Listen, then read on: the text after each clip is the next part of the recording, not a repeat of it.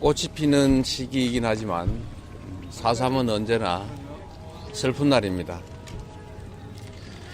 대한민국 정부 최초의 계엄령이었고 제주도민의 10분의 1에 해당되는 약 3만 명 가까운 사람들이 아무런 잘못도 저지르지 않은 채 또 영문도 모른 채 우리 국민이 맡긴 총칼에 의해서 죽어갔습니다.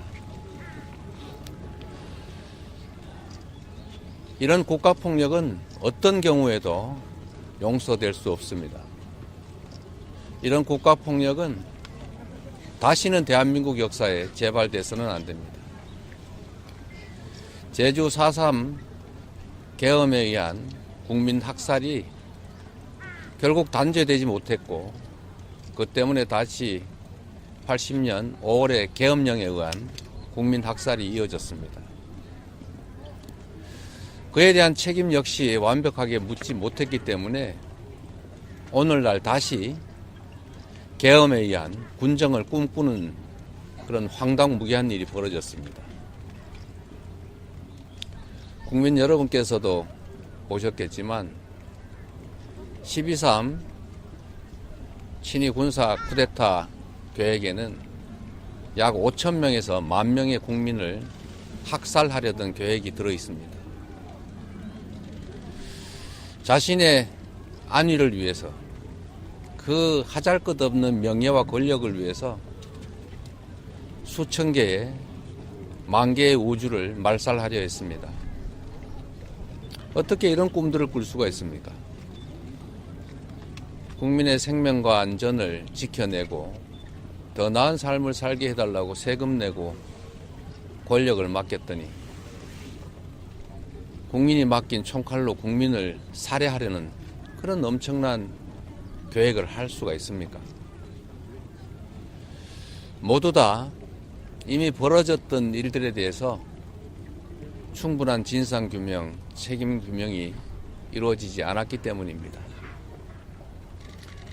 제가 2년 전에 이 자리에서 똑같은 말씀을 드렸습니다. 다시는 이런 일이 벌어지지 않도록 그가 살아있는 한 국가폭력범죄에 대해서는 반드시 책임을 묻는다, 형사처벌한다는 법이 필요하다고 했습니다.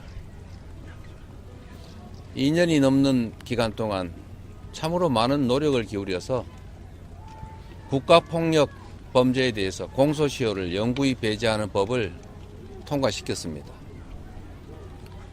저의 약속이기도 했고 우리 민주당의 공약이기도 했고 다시는 이 대한민국에서 총칼로 권력의 이름으로 주권자들을 살해하는 위협하는 일이 발생하지 않게 하려던 그 공소시효 배제법이 이 권한대행들에 의해서 거부됐습니다.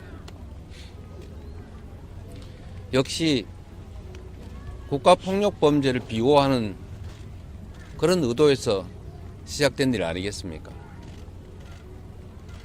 국가폭력범죄에 대한 공소시효 배제는 반드시 필요합니다.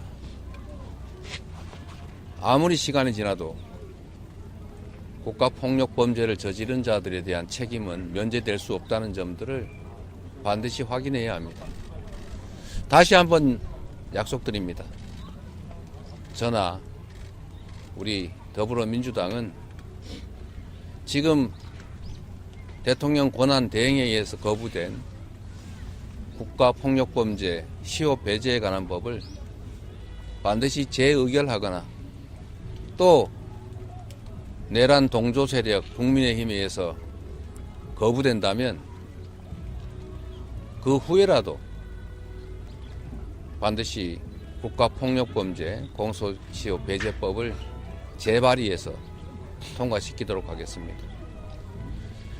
다시는 가족을 잃고 고통 속에 몸부림치는 이런 영상을 보지 않게 되기를 바랍니다. 국가는 국민을 위해 존재하고 국가가 곧 국민입니다. 고맙습니다.